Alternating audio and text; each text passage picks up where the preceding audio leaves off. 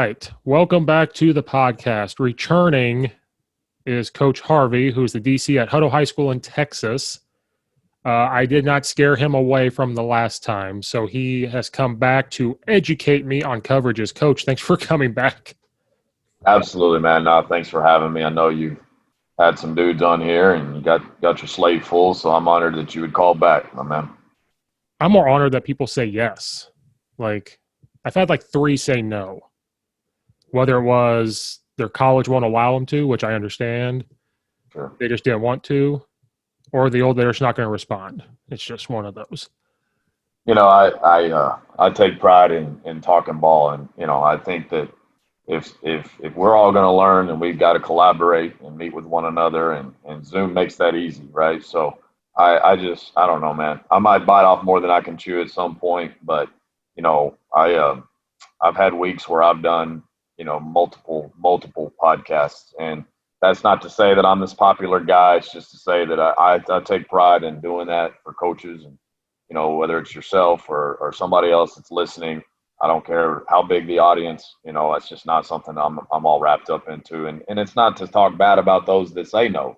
I think that we're busy, obviously, as coaches. And I mean, I'll say it on the air. I left you hanging for an hour, and so sometimes things come up, but I do want to stay true to my word. And I feel like it's important to get on here and just because I might learn something, as we talk along the way too. So why would I pass up that opportunity to learn something myself, right? So that's my personal conviction, if you will, right, wrong, or indifferent. I'm not here to point fingers at anybody, but that's what Adam Harvey's going to be about. So yeah, you may not learn anything from me. I'm stupid simple, so nothing for me is I don't think outside the box too much. I'm very simple. We all learn, man. Or we all learn different ways, so it's all good, dude. Yeah, I learn more from everybody else, so it's more selfish for me. Like if I get guys on and I learn something, that's fine. Or there's a little nugget somewhere in there, and building a network too at the same time. That's what I don't think people understand is you build a network. So you never know. Girlfriend decides we can move out of Illinois and I move to Texas. Let's go to Hutto and I'll talk to Coach Harvey. Does he know somebody? Like, you never know. You just never know. No, you're exactly right, man. I mean, networking is underrated, I think, in a lot of ways. A lot of guys want to not balk at it, but they don't really attempt or really put themselves out there enough, whether it's fear or just, priorities or what have you. And I couldn't tell you that I would be sitting right here. I couldn't tell you that I would be the coach that I am without networking. Not to say I haven't worked underneath good coaches and directly with good coaches that I've been on staff with, because I have been blessed in that area. But some of the tweaks and some of the things that, I may not have thought of because, it's just a different perspective. It's all come from networking. And then, and then you find yourself getting to meet guys like Jim Leonard at Wisconsin or, Jay Bateman out in UNC and a ton of other coaches that, I've gotten to meet through networking, not because, I've known a lot of college coaches because they recruited our kids. But those two I met through networking, legitimately met through networking, right? And so Drew Ambrose in Wisconsin with the Wisconsin Coaches Association, who asked me to come on a Zoom during the pandemic. And then there's Jim Leonard, and then he and I get to talking, and now we've shared phone numbers, and we're talking throughout the year, And then Jay Bateman, I honestly have no clue other than maybe following him on Twitter and him following me back. Ended up with his phone number, and then we're on a Zoom just a week later, and he just shared what he knows about ball. And so I'm soaking that stuff up, and so again, it's just something I think is really, really important and a lot of times undervalued by coaches. Yeah, not as much anymore. I think coaches have done a good job with it, and I think, finding the silver lining of the pandemic is one of those things. We had to. I mean, we had to jump on Zoom, and so when you're doing the chalk talk and you see somebody on there that you may have seen on Twitter or what have you, it just kind of all comes together, and I find that really neat. The whole small world thing. It's an awesome thing. I'm about to hang out with Dan Casey this weekend because he's coming all the way down to Texas to do our Coaches Association, and so we're going to kick it. And we've kicked it in Orlando, and we kicked it in Nashville, and I talked to Dan a lot on the phone as well. So I mean, just there's opportunities out there that I think just sit and they're waiting for somebody to go grab them. And I'm very passionate about being one of those guys that's going to go grab it, and then also one of those guys that can offer that opportunity. So I'm telling you right now, if you come to Texas, you holler at me, I'll do what I can to help you out. So sorry to be long-winded there, but I'm very passionate about that, Coach. No, because I think this wasn't a thing when I was coming into coaching.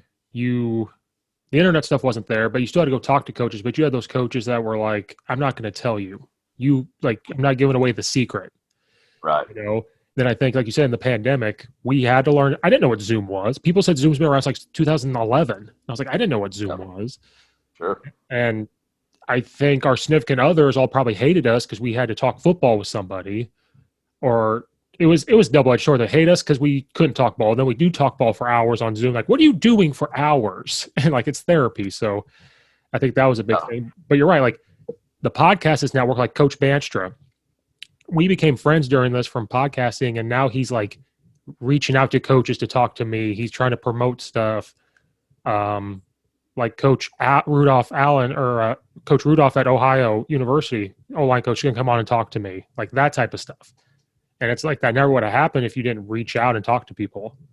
Absolutely. And like I said, I'm simple, stupid. So like people don't get nothing from me. Like I'm so simple. They're like this guy, but I think just for them to talk to me to get stuff out of their mind, and that just helps. So that's kind of what it is. It's good stuff, man. Good stuff. Yeah. So last time we talked, I'm trying to remember, like I said, I'm brain dead today. You left me hanging for an hour, but I needed that hour to like regroup myself from football because we're coming in hot and heavy. You run a 3-4, you said last time. Yep. And you mix a lot of coverages. So we were just talking. So I'm going to ask stupid questions because I'm an offensive guy. Right. Sure. So if you see a team that's their main thing is like 2x2, like a spread 2x2, and they like to throw the ball a lot, what are you looking at then to like, this is the coverage we need to do? So like an air raid team, if you see an air raid team, what's your best coverage you think you're going to combat with that? Like, how are you going to come into that week? Like, this is the coverage we need to do. And how do you go about installing that or going through it? Yeah. I think the first thing that we try to figure out is what, like you said, with an air raid team, air raid is air raid, right? So they're going to try to throw a lot of quick game, and they're going to try to get you on mesh routes, and they're going to try to get you on the shallows.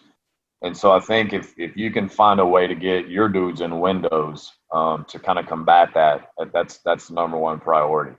Then you have to ask yourself what personnel, so if I've got guys that can man them up, is that something I want to do to send some pressures and just run man across the board, or would I rather be in a zone concept? I'm naturally more of a zone guy. In the world of match, I love what our defensive minds have done. Again, well beyond anything that I've thought of or created.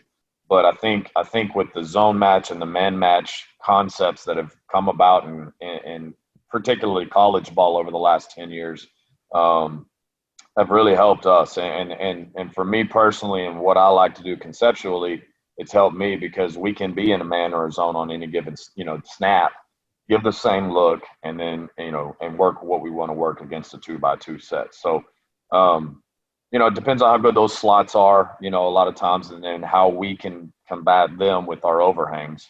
Being in a 3-4 will dictate kind of what coverage we want to be in. And then you go into pressures.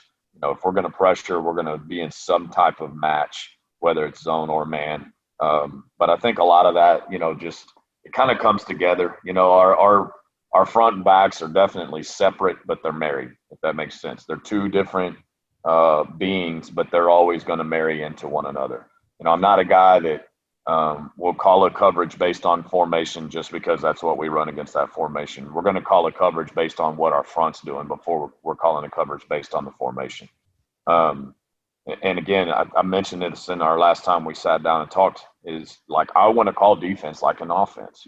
Coverage-wise, you can't do that as well as you can in the box. But I think what you do in the box dictates your coverage just as much. I'm not going to say more, but just as much as the offensive formation that you're getting, right? So that offensive formation and the dissection of that and then communicating what we need to be in is extremely important. But I always want like 2 or 3 coverages per formation so that we're not being redundant. We're not being, predictable, and then offenses are picking us apart, especially with those air raid concepts, because they can do that. Those good ones, especially the coaches that have really mastered that air raid concept and process. And down here in Texas, we see a lot of it because of, Mike Leach and the success that he had at Texas Tech. The Big 12 was the offensive, conference for a long time. And I'm a Red Raider, so it's easy for me to say it was Coach Leach, but I really, truly believe that. Even when he was at Oklahoma and then when he got his head job at Kentucky, we saw some of it, even in the SEC a little bit before, Saban and those guys got settled and did what they did to those offenses. But, that's kind of our thought process is, how can we match it, whether it's zone or man, and then how does it marry into our front? Because if we're losing linebackers on a pressure, then we've got to make sure that we're doing, we may show a too high shell every time, but we got to make sure we're rolling and scrolling based on, what backers are pressuring and that type of thing. So are you taking like the TCU thing? Because like TCU, they call separate. So like you just said, they worry about the box. So they call whatever, like if they call eagle, and I think their blitzes are bullets. So if they call that, they know they're losing a backer. Then they figure out the formation. Then they base the coverage, because I think their two linebackers are always doing the same type of coverage for the most part. So is that kind of what you're doing? Like, okay, here's my box. I dictate that first, and then once I figure out what I want to do, then I can call the coverage in late. Sure, a little bit. Yeah, a little bit. It's definitely two calls, right? So it does that, dictate like what we're doing on the back end based on where the linebacker is going to be. I think the difference would probably be we're going to be a little bit more symmetrical just because of scheme than like a TCU, because they're in a 4-2-5. They may have head-up alignments, like you were saying. If they're in a G front, they have head-up alignments, and then, one particular edge rusher or whatever the case may be, depending on where that nickel stands, they may have to make the coverage, right, so to speak, quote unquote, where we're going to be a little bit more balanced. So, like, I ask both overhangs to be somewhat of a nickel, depending on the formation, depending on what we're calling up front. So we may roll, again, based on a blitzing backer, it's probably very similar to what you were saying. But in our base stuff, or if we're blitzing an interior backer, or if we're blitzing away from where the strength of the formation is, depending on how we're calling strength that particular game, now we can mess with the back end a little bit more. And marry everything together, if that makes sense, right? So that would be part of the game planning deal rather than just keeping everything completely separate. It is two calls, but it just depends on the makeup of what we're calling defensively, whether or not it's, two different entities, if you will. Right. So like with your coverages, do you do like, I think you said before, you do like the 2-read coverage and stuff. Yep. I'm always curious how people practice that. I coached defense a little bit at one point. It was the 4-2-5, and that head coach wanted it all. Like, if you opened up the TCU playbook, it was like, I want all this, and I want every terminology. So the blue coverage, the mixed coverage, where like if he goes out, this guy has to jump in, all that stuff. And to practice that in 2 days before a game is very tough. So I'm always curious how people rep that in practice. Like, yeah, for sure. Go ahead. No, I'm an offensive guy, so I can kind of tell when teams are doing that, but it's also hard to tell, like, where they're lined up. Talking to, like, Nick Davis, they'll line up a certain way to make sure you don't know. Like, you have no idea. And he's telling you, like, this guy's really responsible for number 2, and he's responsible for 1. And you don't know until it happens. Sure. So I'm always curious how people practice that, because in my stupid world, I'm like, that seems like a hard thing to practice and make sure that kids are picking it up. Yeah, I think it's a lot like, just practicing your offensive concepts. Again, you've got rules, especially with the O-line. So, like, we have rules, but it's really to start out, we kind of do it, I guess, to break it down into segments. Our 3 segments, number 1 would be, align the same way. And then eye discipline would kind of be a 1B. 1A is align the same way. 1B would be eye discipline. So, let me back up. But prior to that, it's communication, right? Yeah. Making sure, like, who's for. Like, I'll do a communication drill that's very, very important to me. And our kids have really done a good job with it, but still, even like, they struggle with at times because they they think a little bit too much. I'm way good with a lot of thoughts and thinking process happening pre-snap, because I think that makes them play faster post-snap.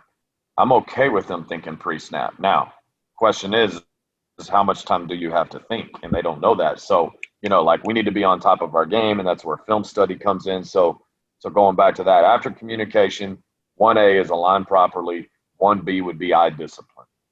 And then I think you just kind of find those concepts that other team, whatever team you're playing for the week, does really, really well, and you rep the crap out of it in half line, right? So, like, Oklahoma drill being as big as Oklahoma drill would be, what we would like to do a lot of times is maybe even get with the offense, have them talk in their terminology, run the same concepts that we're about to see that is in the quick game, and we'll do basically a Oklahoma drill on the perimeter, right? Perimeter Oklahoma drill. And so what that is your screens, your quick game, all that good stuff that, we're block destruction and we're filling our alleys and we're attacking leverages. So then, if we're doing like vertical stuff, 7-on-7, a lot of times we'll deal with the vertical stuff. So we don't have to focus in on that enough or a lot. But before we come into 7-on-7 stuff, we'll do 2-man routes. So those 2-man routes, like, I might give, I'm standing behind the secondary, behind the safeties, and I may give the offensive guys a route concept. We'll either have a kid or another coach throwing the ball. And so we'll just rep it through those different coverages. And we may run one coverage, run 3 concepts at them in the same coverage. They have to, basically, again, communicate, align properly, have good eye discipline in whatever's coming at them. So then from that, we'll graduate to 3-man routes, all half line. And then on 3-man routes, like if we have some type of cover 3 concept, we'll throw a backside safety in so that they know you've got a poacher. And you don't, you just kind of know your depth and divider rules and that type of thing when you're running, again, like I said earlier, when you're running your match concepts, understanding your depth and divider rules based on the 3-man routes and the concepts that are going to be thrown at you. So, a lot of that is just studying for coaches, studying over the weekend. What are their top 3 plays out of 2-man routes? What are their top 3 plays out of 3-man routes? Rep the living crap out of those 3 during our time, group time. And then when 7-on-7 hits, you'll get all those other concepts that they may run 2 or 3 times a game, right? But really make sure those top 3 pass plays are repped a ton in your 2-man and 3-man route portion of practice. So that's kind of what we do. And then, like I said, we like to get our offense involved in the quick game and run that Oklahoma perimeter drill. Yeah, why I can't coach defense is because I'd be too worried about if your corner, your safety is responsible for number 2, and he does something, they read it wrong, then it blows up, Yeah. That because as an offensive guy, when we see that, we try to do screens or we try to do scissors, get a post and a corner going. We try to rub route. So as a defense, I'm like, what if they read it wrong? What if this blows up at our face? So you guys that run the 2 reader quarters, I commend you because I don't know if I could do it. Because I coached a 3-4 before. We were as base could get, like cover 4, cover 2, cover 3, man, that was it. If we had a robber, it was the one safety that could pick. And that was it. But this was also 6-7 years ago where, all that stuff wasn't around yet. Sure. I would be worried to death about telling them to read that and read it right. In high school, anyway. Yeah. Yeah. And I mean, again, it's just priorities, right? You got to prioritize. And at some point you do have to kind of turn them loose. I kind of equate it like parenting. I mean, if I'm dropping my 2-year-old off at daycare and he hates to, he's having separation anxiety, there's at some point I got to get to work. So I got to man up and say, all right, you're on your own, and so it's kind of the same way in coaching. I mean, at some point, I'm going to hold your hand when you're crossing the street, but at some point I got to let you go and you got to figure out to look for the cars yourself. I can't teach you when you're 18 how to cross the street, and so that's kind of where we are with our coverages. And again, my EDDs, we are communicating everything. And so when we work footwork, we're working footwork based on the coverage called rather than, okay, now guys, we're going to pedal. Now we're going to shuffle. Now we're going to T-step. Now we're going to bicycle. No, what you're supposed to do. Like, we may do that in 7th and 8th grade. That's holding your hand crossing the street. We're not doing that in high school, right? So I just had a conversation with a young man this morning. Like, dude, this is no longer freshman ball. If Mhm. you are stuck in freshman mode, you're going to hate one of two things, either me or football. And guess what? I am football. Like, I am the defensive coordinator here, and I'm not going anywhere. So you have to get on board with what we're doing, or this is going to be miserable for you and you're not going to make it. And quite frankly, I don't want that for you. You know, like, you may think that, man, coach is picking on me right now. And luckily he had the right answer. I said, why am I picking on you? Because you care, coach. Thank you. And then I said, would you please care? Like, would you please care enough so that I don't have to call you out in front of all your boys? I am tired of crossing the street with you. I'm not holding your hand anymore. Figure it out. And we're moving on. You know, and so that sounds like, you know, it's tough. I am tough. I'm going to coach them hard. I'm going to coach them as hard as I possibly need to coach them. And hopefully they catch on, you know, and if they don't, they're sitting on the sideline. And luckily in Texas, we got enough to put somebody else in, and they're usually pretty good. So, but, you know, because kids do care, but you got to get them to care. And if they don't, you know, you can't continue to hold their hand. You know, that's the analogy that keeps coming to mind. You know, I mean, I'm going to leave you at daycare. Eventually I'm going to teach you how to cross the street, but at some point I can't stay at daycare with you, and I can't hold your hand crossing the street. Because at some point I got to let you go, and you got to figure it out on your own. I had the same problem this morning. I said, you know, we're going to do everyday stuff. So I said, everyday stuff, you should be able to set up whatever we're doing, and I should be able to walk away. I should be able to go talk to the OC real quick about something. Some of them screwed it up, so I had to come over, and I was like, all right, I'll hold your hand on this. I'm going to show you. I said, tomorrow, though, when I show up, it better be done. And then, you know, then that big question, why? Like, why are we doing one of these things? And it's a young kid. For example, skip pull. Skip pull is one of my everyday things. They have to do it on their own. I don't have time to do that every day with them. Like, I've got other drills, I've got scheme, and I have a guy already hurt filming for me already. And that's a new record, I think, to be filming already with an injured guy. And they ask me, why do we skip pull? And I have to stop. I have to explain why. And I go, you just wasted 35 seconds of my time. How am I going to get that 35 seconds back? And their eyes get real big. But I'm the jerk. And I'm like, I'll be the jerk all day long. Us all line coaches can be jerks. But yeah, I had the same problem of like, because some are freshmen, some are sophomores. The sophomores make me mad. I'm like, this isn't last year anymore. Yeah. Especially if you're around me right now at the varsity level, like that, nope, this ain't going to fly. And then I said, did a freshman coach allow you to act this way? And if they did, let me know. I'll go talk to them. And they just shut up. They're just like, nope, I don't know what you're talking about. I had the same problem. Yeah, for sure, man. It's all part of the growth process, but yeah, it is nerve wracking to answer your original question. I mean, it's, you know, I pull my hair out many a night because of bad leverage or bad eye discipline or, you know, bad footwork, you know, what have you. And that's part of being a DB's coach, because that's another thing. Everybody in the stands knows when the DB screws up. So, like I said, I have stupid questions. So just bear with me. You may leave this podcast and say, I'm never going back because he's stupid. You're good. With your 3-4, with your outside backers, are you asking them to do the same type of read stuff? And is it quote unquote easier for them because they know they have a safety behind them? And like, how do I ask this? Because sometimes your outside linebackers are not the best athletes. Sometimes those guys are run fitters. Sometimes they're not good in coverage. So for your defense, do you need more coverage guys out there, or are you looking for more run fitters?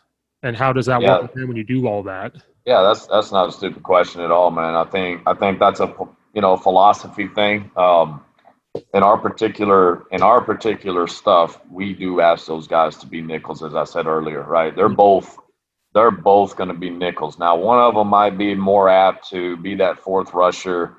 If we get a 3-man surface and we want to walk down and play a 6, we may have one of those two dudes kind of follow that guy and be that guy, and then the other be a true nickel, and now you're playing it like a 4-2-5. Mm-hmm. But all things considered, day one, until we can't anymore, we want both of those dudes to be versatile, right? And so as far as footwork goes, it's different. And again, it's going to depend. I don't want to give too generic of an answer, but it is what it is. I mean, it's the truth. It depends on the coverage, right? And so, like, we're going to play those guys both in the run and in the pass pretty much exactly the same. because that goes back to reads, especially those guys are the ones being read in most of the RPOs. Very seldom, and we will on occasion, but very seldom are we seeing third level RPOs. But so at the same time, one of those guys in the spring was a converted corner. The other was a converted safety, right? A little bit bigger, a little bit more, I wouldn't call them lumbering, but more physical. And so, and one of them kind of out of necessity had to move from safety down there. The other one probably wasn't going to get to play at corner, and he was too good to keep off the field. So we moved him inside, and he's a bigger kid, and will fit that well. He'll fit that profile well. So footwork wise, we're going to try to keep those guys the exact same, and then kind of what you're saying with the athleticism, they're going to have to be able to open hips, get to their drops if we're in a true zone, open hips and play man if we're in a match, that type of thing. And depending on the call, that's where that stuff will change with them. But we'll ask those guys to man up on occasion. We may run some man free, 2-man, that type of thing. And so when we do, we're asking those guys to man up on the slot. And now, like you said, they have help over the top with the safety. And so now do I wall? Do I funnel? Those types of things are where we kind of do some different nuances and give them different opportunities to, again, play a different technique. And one of them may wall where the other may funnel, because one of them may be really good with wall coverage, being able to hug that inside hip, and drive that guy outside, where the other one might be a little bit more aggressive. And so if we can get a hand on the outside shoulder, now he can play high hip to low hip and funnel that guy to the safety.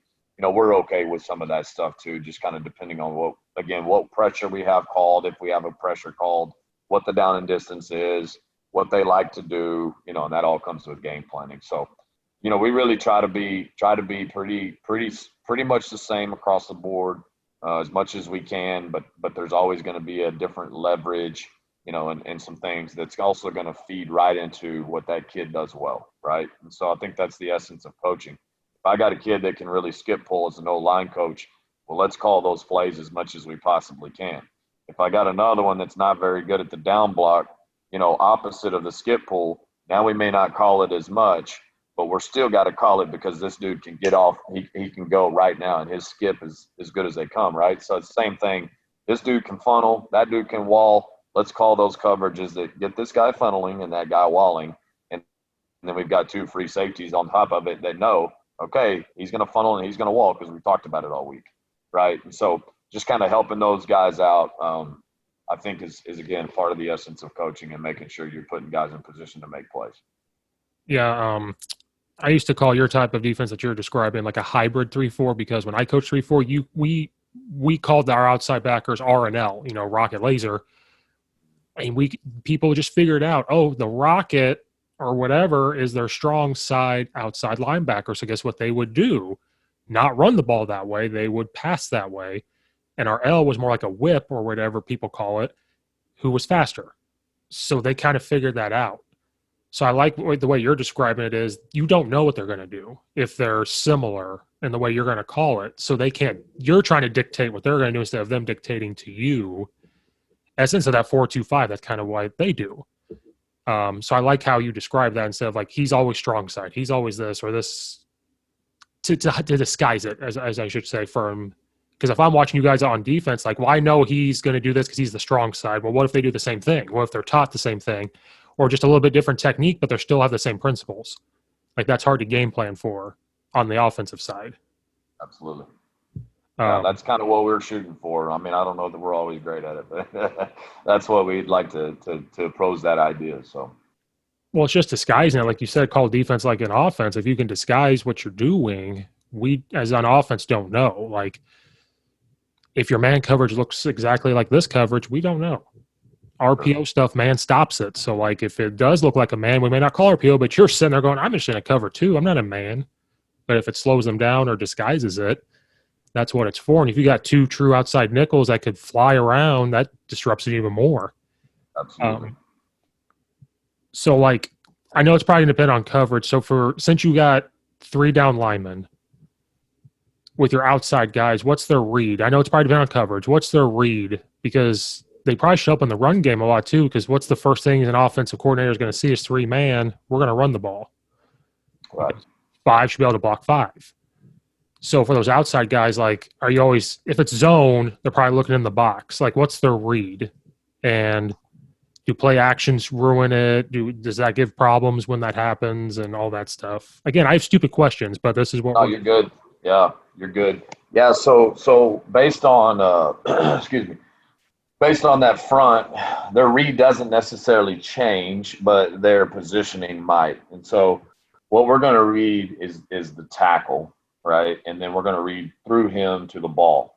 If I have a tight end, a 3-man surface, and we walk down on top of him and play a 6, now we're going to play that a lot like a boxed 4-2-5. We're just going to play him in a box. But yeah, his read is still the tackle. I know it sounds weird because he's on top of the tight end there, right? He's on top of the Y, but we're just going to kind of figure out, why they want to get in this formation, what they're trying to do, and to do our best to try to keep that kid's job, as simple as we possibly can. And you've said multiple times the whole, I'm stupid and simple. Again, I want kids to think pre-snap. I don't want them thinking post-snap. Mm-hmm. And so with that said, like, okay, if I walk down here and change my alignment and I'm still playing that box set, then I know my footwork has to be this, right? If I'm gonna slant inside because now we have a pressure called, then my footwork has to be that. So that's kind of where we are with that. But as far as our reads, if we're in an overhang position, they're staring down that outside hip of that tackle and looking for high hat, low hat, and then we're going to read through to the ball. If it's 2 backs, that read might change a little bit, but again, that depends on pressures. It depends on what we're doing, when I call the front that I call, because we may still be in a tight 4 look and we may be running a stunt. If we're running a stunt and we now have a pressure tag with that stunt, then things will change and our read will even change. We even might read the guard. Right, so it just kind of depends on what our call is and what they're reading. But base stuff, day one, they're reading the tackle. Got to be careful with that though too, because we get a low hat and then an RPO, now we're screwed, right? So even with that, we slow our reads quite a bit, and it just depends on the team that we're playing. If we feel like that team's going to try to RPO us a lot, we'll just slow our reads a lot, and I'm okay with him being a little bit slower. And then what I'll do is double fit that gap a lot of times, based on, again, what our interior backers are doing, what our front's doing, that type of thing. So it's like a nice slow shuffle if they're RPO, and like just take the slow shuffle so you're able to drive back if you see that he's correct still has the ball. Exactly. Like I said earlier on your previous question, like their first 2 to 3 steps are identical every time. And so we just call those recognition steps. So if you're a DB, it's the same thing as your recognition steps DB-wise. Are you a shuffle? Are you a pedal from the corner, right? Are you, doing the scuffle technique or scooch technique, or what I call a scuffle from the safety position? Or are you doing a true pedal, right? So it's the same thing. We're going to stop the run first. So we're kind of in and out, right? So our in steps, we're looking at our read, whatever our read is, guard or tackle. And then when we go out, that means they have pulled the ball either in the zone read or an RPO, a pass. And then we can fit it accordingly. Because usually, again, I'll have somebody, depending on the base of the call, we'll have somebody in that C gap helping out with the crease. It could be the 4 technique. It could be the interior backer. I mean, sometimes if we're doing something really exotic, it could be a safety that's coming down and fitting the crease like in a buzz look. So we'll do different things with that just to, keep the offense off balance. But that kind of helps that dude a little bit too, because if he's like, I'm not sure, we tell him to slow your read down, and then you can enter that fit late. And so we'll have a double fit in the C gap, which I love, because if we can double fit the C gap, especially against 10 personnel, I mean, there's only five-man core, right? So if there's a 5-man core and I can double fit the C gap with 2 guys, I really like my chances, because everything else is going to be fit based on our fast flow concepts and different things. And so, again, I might run a 1 high. We may rat a safety where he's screaming down into the box right now. We may, rock and roll our fits with our interior backers. We might even do some type of loop where you might have a defensive end that can come all the way around and play the A gap, and my nose cross with him on the backside, Well, I still have another guy, a gap fitter with my inside linebacker, right? So there's just some different things that we do to play games with that. Again, keep that offense off balance. But if I have two fitters in that C gap, I'm fine with him being a little bit slower to the fit, him meaning the overhang like you were asking. Yeah, the Coach Steve Show is sponsored by the Launchpad Kickoff Tee. If you're a football coach out there, high school, college, NFL, doesn't matter, and you're looking for that edge for your special teams, for your kicker, for the kickoff, onsides, you guys need to go to launchpadkickoff.com. If you have a younger guy trying to develop the kicker, you want the ball to get to the end zone, you need to go to Launchpad Kickoff Tee.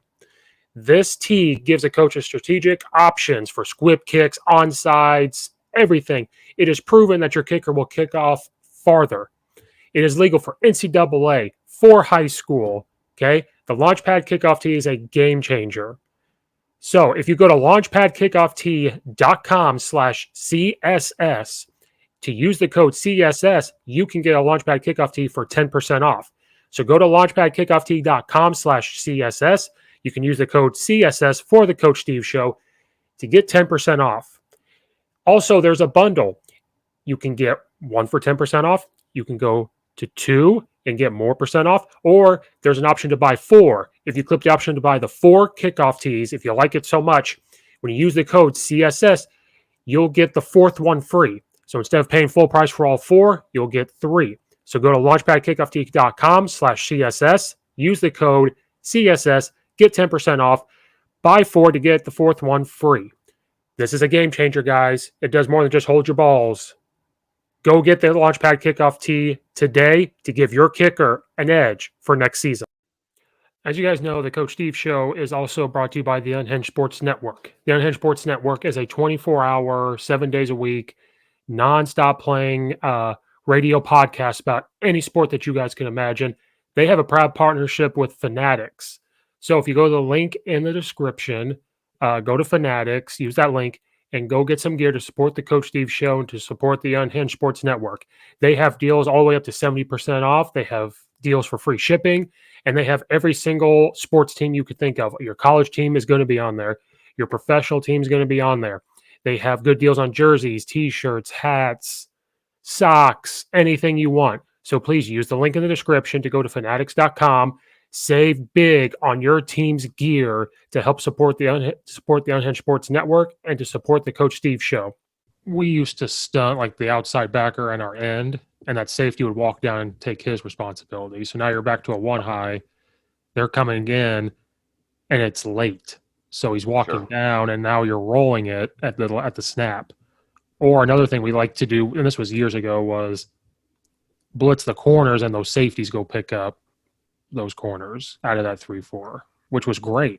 Loved it. You got those speedy corners at the very last second, they're coming in. We called it knife because we're knifing them. Like, this is what we're doing.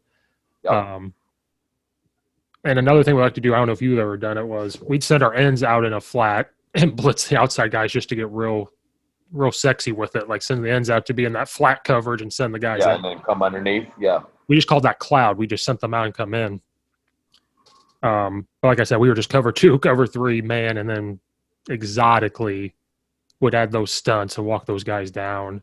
Like you said at the very beginning, was whatever your box is doing is going to dictate what's happening outside. So if you want to stunt that outside backer, well, now you got to figure out what coverage is going to match that. So for a lot of people, it might be just cover 3 because you're going to go to 1 safety.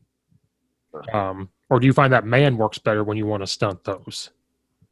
Like with your outside? We do both. Yeah, we do both. Again, it'll depend more on – that's where, in my opinion, that's where you got to know your offensive personnel, right? KYP, know your personnel. So if we feel like, again, they're going to do something with the slot, it really doesn't matter then either. Do I want to zone that slot off, or do I want to man him up? That's my question. If I want to man him up, like, we won't disguise a ton of it. We'll just get in it. If I want to zone him off, that's where our disguises come in, which I'm more of a proponent of. I'd rather be more of a disguising, defense than, hey, here, let's show our hand and come at it. So another thing I really like to do is, and that, that's kind of where simulated pressures come in. So we'll line up with all 7 in the box, on the line, in what we call bandit, foot in a hole. And then I might have one of those backers. Usually won't do it with an interior lineman unless he's really a dude. But somebody that's there, whether they're like in an amoeba look, right? Everybody's standing up, just kind of milling around. Somebody's going to drop and play on top of him, and we'll funnel that. So we still got a safety scrolling down to play. Like if it's a 3-by-1, we'll have a safety scrolling down to play 2. But if it's a 2-by-2 or what have you, one of those backers, and you're not really sure where, I mean, we'll kind of draw it up to where it's a conducive look. We'll drop and wall that guy off, and you still have a true free safety and a split safety look. You know what I mean? So it becomes 2-man that way as well, even though it may be an interior backer that's kind of unorthodox, that's dropping out of that simulated pressure. Well, now we're bringing a 5-man or 6-man pressure. You better get rid of the ball quick, right? And so when we do that, that's where we change our footwork too. We'll change our footwork with our safeties, and they can just sit there and read it, right? And they may be able to jump it, pop it, and if we're lucky, get a pick 6. So that's one of the things that I showed a lot on over the pandemic. We had a kid who just got drafted by the Broncos this year at my previous school, and the dude was unbelievable. I mean, he could sit and read flat-footed at 12 and pick a ball at 4 yards off, pick it off, and take it back to the house. I mean, that's how good he was. But we would do a lot of stuff with him that just made it a lot of fun, because now I'm telling him, hey, we're in Sky 3, and you're playing at 12 yards, but he knew right now I got to get down to 4 yards, play inside leverage of that slot. Well, the ball sometimes was already in the air as he's coming down, but he had such a burst, he would jump it, pick it, and take it to the crib. And so, when you got guys like that, man, it's a lot more fun. Right. But yeah, we'll do a lot of different things. And so I love, that whole disguising and the simulated pressures with the creepers, coming from unconventional spots and, showing pressure in one place and dropping maybe even a D lineman here or there. But when they're all up front, they all look like D linemen because they're all in 2-point stances. Maybe in your dime package where you really truly only have 1 or 2 D linemen on the field. Now you can have fun with it. So we'll do some of that stuff too. Made my skin crawl when you brought that up. I hate seeing that as the O-line coach when everybody walks up and stands up and they're all those in 4 eyes piss me off. All that those in 4 eyes. We're getting better at handling the 4 eyes, but they still cause problems, especially in an odd man front. When you've got like a 0-3-4 eye or something and a backer walked up, that just for O linemen just blows their mind. Maybe not in Texas, but like in Illinois, that would just blow some kids' minds. We've had success with that down here. I mean, there's a reason a lot of these college coaches that are running, that tight 4 look, man. It's a bear when it's done right. In fact, I've been watching some all 22, and Ohio State has really made their name with the 4 down. I think whether it's all those guys that have been through there. Fickle's doing a good job at Cincinnati too right now, and even them not getting in a true bear front, like the old school 3 techniques, because it's a bear, no pun intended. It's a bear from some of those offenses, and they did it against Clemson, last year in the national semifinal. And, of course, Clemson, I think had, a lot of people forget the success Clemson had early in that game because Ohio State ran away with it. But when they ran away with it, they got out of their over front. They were in under and they were in bear, right? And so then they ran some G stuff too, where they were just head up a line. But like one time they had a G and a 2 and a G and a 3, and so they're in a 2 over here and a 3 over here, and it screws up with rules, because that guy's head up. He's not a shade anymore. This guy's in a 3, so but now they're thinking, okay, what's our strength? Is this an over or under? Because now the rules change, and so and the little bit of success that they had in the over front early on, they were in like a 2 and a 3 and just changing up with the rules. And that's what we want to do too. We want to mess with your rules. If we can mess with your rules and then we have fun with it, like in the film room, what I want to tell those guys is you want to hear bubbles and bows. If you've created bubbles and bows in the offensive line and bubbles and bows with the path of the running back, we win. We've won that rep. And then eventually, that's what you want to hear. And so that's kind of what we want to do. And we want to make you think. And if we make you think, and then we're quick twitch and we're getting after it and we know what gap we're going to based on our call, we're going to try to cause some havoc back there. So, yeah, that tight 3-4 is a big thing now. Coach Maines I had on here in Florida, he's big proponent of that tight 3-4. And like you said, a lot of teams are running different things like that. And he and I talked about it, and he's like, yeah, it just really messes up the inside. So when you want to do inside zone, you've got a 0 and 2 techniques or something that kind of screws it up. Yep. Then you need some fast guys on the outside because what am I going to do? I'm going to go to the outside. But you're hoping that tackle is going to come down and that guy loops around. He just wants to clog everything in the middle to get to the outside. So it's funny you brought that up. People are starting to do that, and it messes with us. And that's where I come stupid simple. And my rules are like covered, uncovered, and that's all I have. Sure. Because of that, we played a three team in the spring. We had the ball for 11 minutes straight, and we just ran ISO. And so after we scored and they got the ball and scored, that we came back out there, they went straight to a 0-2-2. Like they were just, we're done with it. We're done with your ISO. They brought them in, brought their outside guys in, and said, let's see what you got. And my offensive linemen were just like, oh, we can't kick out as easy. We can't double team as easy when everything's tight. So it's funny you brought that up because everybody's talking. That's all the rage now is a tight front. All the rage. I don't know why it's going back, or I don't even know if it's going back. It's just turning to that all of a sudden. Yeah, I mean, I ball is cyclical. It really is. You're starting to see the tight ends come back into play. I think we even talked about this maybe the last time, but it's cyclical, and it all it is a bear front. It's a little bit more not spread, but widened because of the spread, right? So you've got to be able to play the perimeter with all the false keying and stuff, and going back to that same all-22 game, like Clemson did a great job with false keying. They would send smoke and mirrors with the polar one way and bash or, whatever. Like that's one of the things that we've got to be really careful with is bash. Kind of like you were talking about earlier with overhangs, like they've got to be very disciplined because if it's buck sweep with bash, buck sweep tells both of my interior backers to go with those guards.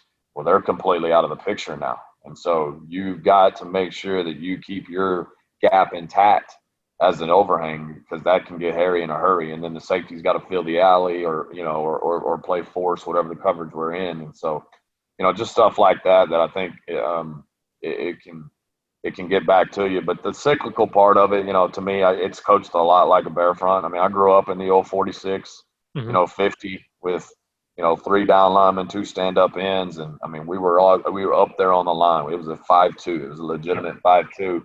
Where now we've got to back them up in that glance because of the RPOs. We didn't see RPOs back then. Not that they weren't run. I think there were RPOs before we started talking about them over the last 7-8 years. But they just weren't prevalent, right? It was all play action boot stuff. And so now with the play action boot, if you're playing a true 50, now you're outside defensive end. It was what we called it because it was TNT back then. It was 2 tackles in a nose. Now it's 2 ends in the nose with the linebackers backed up, but it's the same defense essentially, right? So, yeah, I think it's cyclical, and I think it's taught very similar to the same. It's just maybe a little bit different alignments here and there. Yeah, when I was in high school up until my junior year, fun you brought up the 5, we had the 5-2 with a tilted nose. Like we were old school, like tilted nose, 5-2. Then we kept getting burned, so we switched to a 4-4, and then. Nice. But it's funny you brought that up. I say that to some people like, what are you talking about? I'm like, I was the tilted nose at some points. Like you had to tilt whatever the strength was, and we were slanting. There were stunts. Keep them all. And they said, why would you do that? I'm like, to keep them off the backers. That was our job. Yeah. As linemen, we had to fire off, hold. We were gapping. We held them so our backers could flow. Yep. And then we ran the 4-4. That's another. We still had the same job. But now I'm seeing a lot of not even 2 gapping anymore. It's more of shoulder attacking now.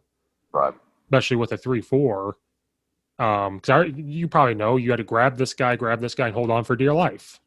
And if you made a tackle, fantastic. Now it's, even if you're a 0 tech, whichever slant the strength is, whatever, you're attacking the shoulder instead.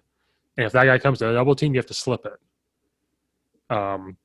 Do you guys do any of that, or are you still 2 gap? I don't even see the 2 gap anymore. Yeah, we don't have the dudes. I think if you got a 2 gapper, I mean, chalk it up, man, because you're going to be really, really good. They're just not out there anymore. And not to say that kids aren't tough enough to do it. I just think that the game is different in that aspect. A lot of it is, the physicality of it. But yeah, we're declaring a gap. I'm not really a big lag guy, which is kind of what you're talking about with attacking that backside shoulder. A lot of guys will lag, Yeah. and then they'll kind of read it, they'll react after they get that shoulder attacked. Now Right. they'll react and they can cross face, and combat. I don't do that as much as we are really dictating which A gap. Again, it's calling defense like an offense, right? So, and we keep that unbalanced too. Not going to give away that I'm going to the strength every time and slanting to, the weak every time or the boundary in the field. I mean, we're gonna keep that unbalanced and do some things that, we're attacking different guys with different people because, we may have a really good nose or the nose may be playing really good one night and this guard over here is worried about that nose. Well, now all of a sudden he goes away from him, and I've got the defensive end coming in and playing that A gap, and that guard has no clue, right? Well, now we've created a bubbles or a bow, right? So if he tries a down block and now he's going to try to climb to my backer, well, we're forgetting about the defensive end that's slanting into the A gap, and I still have another backer playing free because that slant, he's already crossed the face of the tackle. If that tackle's got to go around, we've already moved quick enough to where we can't get blocked. So things like that I think, again, the game today is so fast with quick game and the passing and Dan Casey just wrote a freaking book on screens alone. Yeah. A couple months ago he wrote one on counter alone, and those two plays are big time plays in our world today, right? And so you go to a college football game and you're going to see a ton of counter and a ton of screens. Why? Because Lincoln Riley's really good at the counter. And a lot of people are really good at the screens, a lot of people. I mean, I guess Oregon was probably the one with Chip Kelly that started all that. DeAnthony Thomas, sorry if you hear the weed eater out there, but DeAnthony Thomas and some other people that, back in the early 2000s and when that spread kind of came to be, I mean, the Baylor speed and all the dudes that can do those screen passes really well, so those two things can give us fits. And so we've got to get to that backfield as quick as we can with our down linemen to kind of alleviate some of that stuff. One offense I think you're going to start seeing more of in a couple of years is the Coastal Carolina thing. I was talking to someone the other day on a podcast that said it's just in a circle. You had Mike Leach and Hal Mummy stuff come through. You had the Chip Kelly thing, Baylor. Then it kind of went to Gus's thing where we can be spread and still run wing T stuff. Then it's kind of just been this whole spread thing, just a botched of stuff. Now Coastal Carolina's on the scene with a spread triple option, and that's just going to come back around. Then all of a sudden it's going to be like, what's Army doing? And it's just going to be, what is Army doing? And it's going to come right back. It's just – because I love Coastal Carolina's offense, and I told someone, I was like, but I don't know if I want to install it just because I see it. But what's every high school coach going to do that runs offense? They're going to install it. So I guarantee in about 3 years, you're going to see pistol, king, queen look, whatever, and run triple option. It's going to happen. Maybe right, man. It's crazy how that works, man. And they had a lot of success with it, so I'm not blaming anybody. Why not, right? Or like Iowa State, the 3 high defense. Iowa State 3 high safeties, and a lot of people started running it because it's good stuff. Yeah, because Coach Maine said in Florida he's not looking forward to seeing Gus's offense show up because he's at UCF now. So he's like, I am not looking forward to that, to see Buck sweep, wide zone, inside zone, and then play action RPO off of it. He goes, I'm not going to enjoy that. And I'm like, man, you're lucky now. Texas has had it, and Alabama, they've seen it. Florida, now you're about to see it. Yep. One rumor I heard a long time ago was the best way to stop the wing T was the 3-4 defense. And so every time someone asks me, I go, yeah, do that. Why? And I said, it takes away our angles as offensive linemen when they run the wing T. Right. I don't know if you've ever seen the wing T. That's all we ever did. I try to convince DCs, like, hop into an odd man front with that out, bring them in tight and bring those backers down. Why? Because it screws up us linemen for down blocks. But what if they run buck sweep and try to get to the outside? I'm like, well, you still have safeties up there that should fly down and make the play. So I just wanted to ask you that rumor. Is that true? Is the 3-4 the best one to do wing T? I'm a 3-4 guy, so I'm not sure I'm the guy to ask. We do see wing T. I mean, I think you just got to be really, really gap sound and, man for man mentality, right? You cannot you cannot find the ball because you won't find the ball. You got to do your job every single down. That's where the wing tee is so good because, they've got several options, especially those teams that they've got a fullback that they're willing to give it to 100 times a game, and so if you don't hit that fullback every single time with somebody, and whether it's one of your down linemen, if you're a 4 down and you're squeezing and pinching, or you're slanting or whatever you're doing, or a backer, again, what have you, I think you got to take gaps and you got to take people. And it may not always be the same person because of y'all, like you were saying, with your angles and your schemes. But you gotta make sure that you're just really sound in your interior gaps for sure. Because I think dive is the play you got to stop before anything else. It's kind of what they teach first, right? Dive, and then if it's not there, that's your first option. Now let's go to option 2 and then option 3. And so, and then with the option stuff, who's got pitch, right? So your secondary force player, I think, is extremely important in those offenses. And again, every single down, like what I always taught our kids, and we were always superior to that team athletically that's running that. The reason they're running it is because they don't have the athletes that we may have. But what scares me about that is our athletes thinking that they can make every play. And so, safety-wise or corner-wise, if you've got pitch, you tackle pitch every time. If he's behind the line of scrimmage, you tackle him. Because then he's going to be hesitant when it is time to catch the pitch, right? And so that's kind of the way I've always done it, To me, the quarterback has never really been much of an issue. But, if you got a good one, obviously, that's good with faking the pitch and good with reads and that type of thing, that's important too. But, just have a guy for him too. And every single play, you're in his face, and got to be careful with the quarterback not hitting him too hard because those flags have a tendency to fly for those guys. But that running back, he's fair game. Hit him. So, yeah. And you can only practice against that without a football. You have to have that scout not have a football. That's the only way. Sure. I think we've all figured out to do that. My second game being a 3-4, and we're seeing a triple option. And I had asked the head coach, how are we going to go about this? He goes, no football. And I'm young. I am 20 years old, 21. I'm like, what? What are you talking about? No football. It teaches them their keys. And like you said, then they actually have to hit that person. So if you're going to hit the running back, you're going to hit the quarterback, you're going to hit the fullback. But coach doesn't have the ball. And I was like, he's going to in the game. And if he doesn't have the ball and they pull it and run to the outside, that's not your job. That's somebody else's job. That's right. And you got to tell those safeties, don't fall asleep. Because the moment you fall asleep, because that's another offense. I'm talking your ear off. That's another offense. I'm an offensive guy, but I look at offenses and like that's the pistol wing tee stuff, that gun tee stuff. That stuff is dangerous. Mm-hmm. I don't know if I told you last time, there's a coach who runs wing raid over in Virginia, I think. I had him on wing raid. He's like, I install the wing tee run game, then our pass game's the air raid. And I said, are you serious? He goes, yep. I'll run wing stuff, and then we'll just hop out into trips and run air raid stuff. Yes.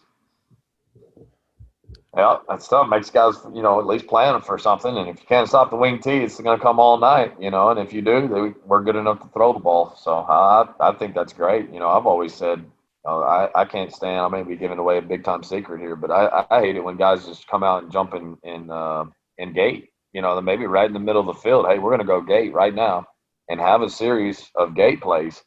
Talk about tough to line up to. I mean, officials don't even know who's eligible and who's not, right? And so, luckily we have the rule now where you have to have, 5 lineman numbers. But back just a few years ago, I mean, we're playing a team that lines up in a punt formation and all of them have eligible numbers and they're literally inches away from being on or off the line of scrimmage. And we didn't have a clue. And so they could have easily faked punt. Luckily, I think we called timeout, and then they ended up lining up in a conventional punt formation. But I mean, it's freaking tough, And so that's something I'm gonna actually dissect a little bit, and probably look at and experience, experiment with to see if when I'm a head coach, I'm gonna have me a series of straight gate plays.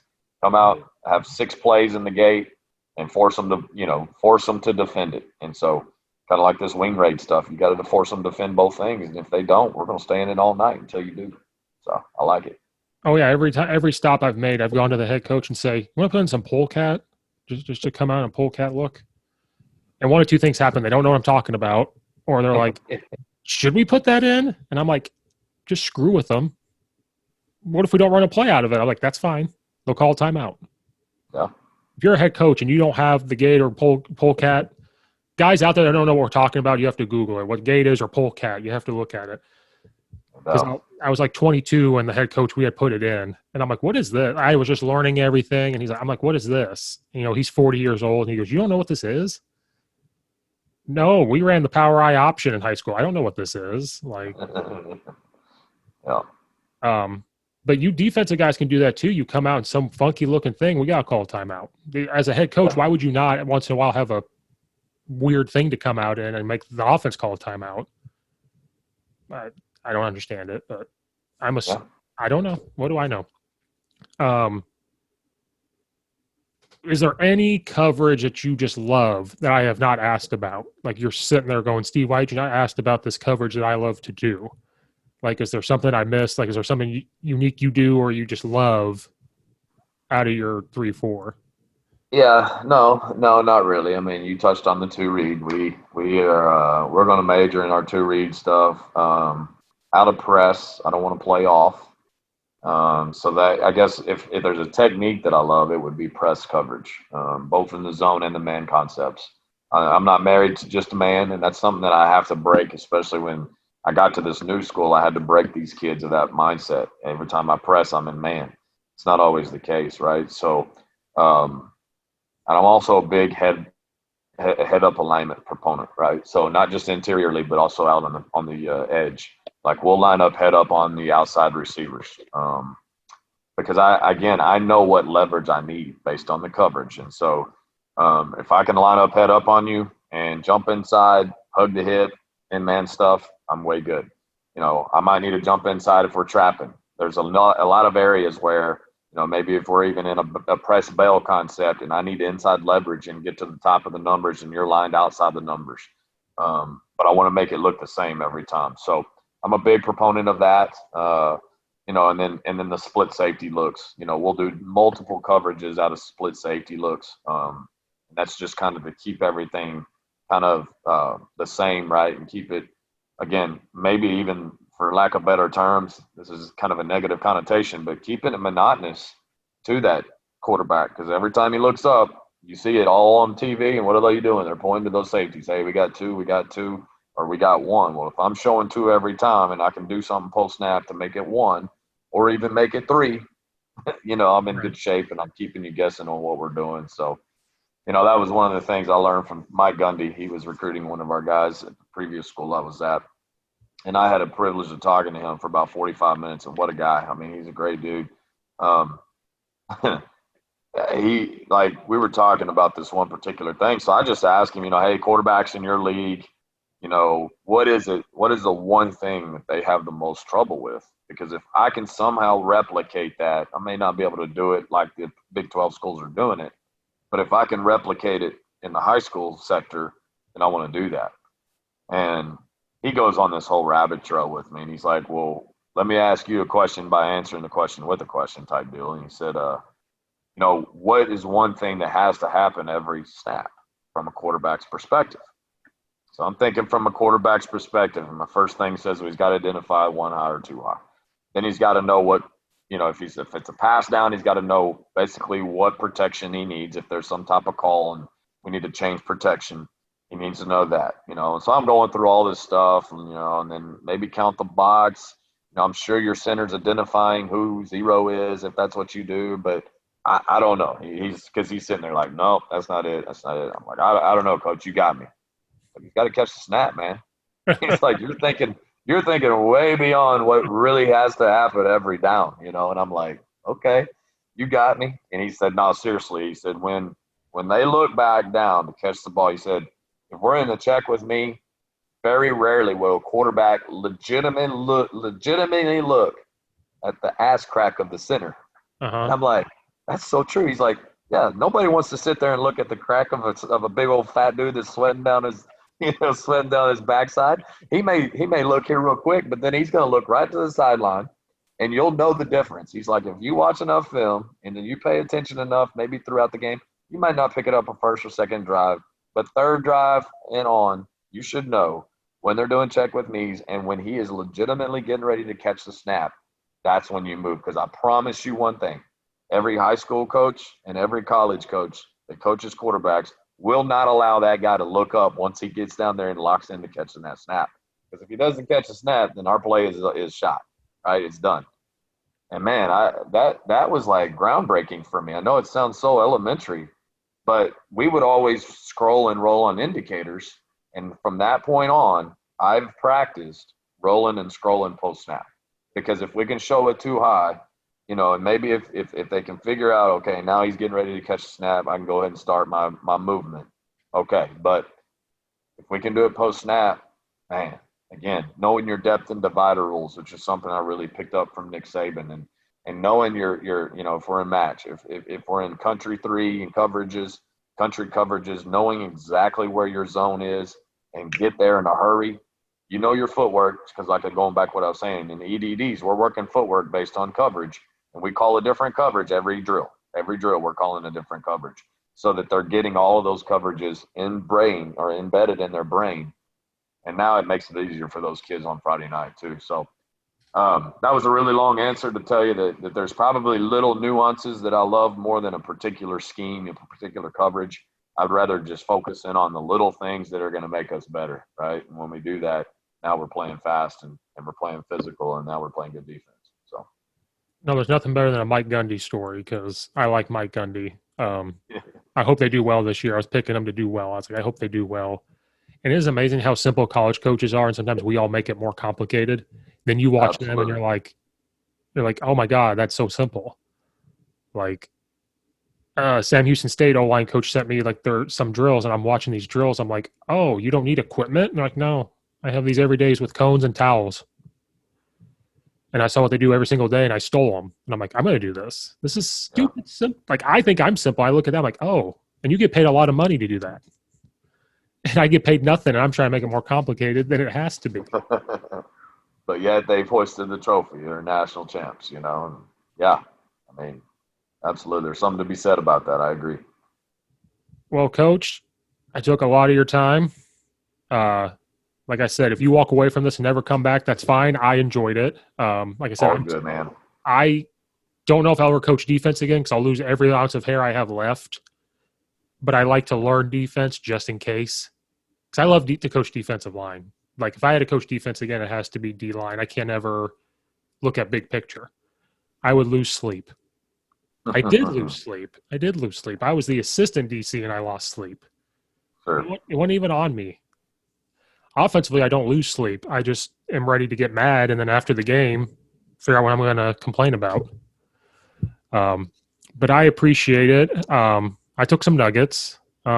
The way you describe things, you describe it very simply for me to where I can understand. But I appreciate your time. Took a lot of it. But if you ever want to come back on, you come back on. If I haven't scared you. Oh, man.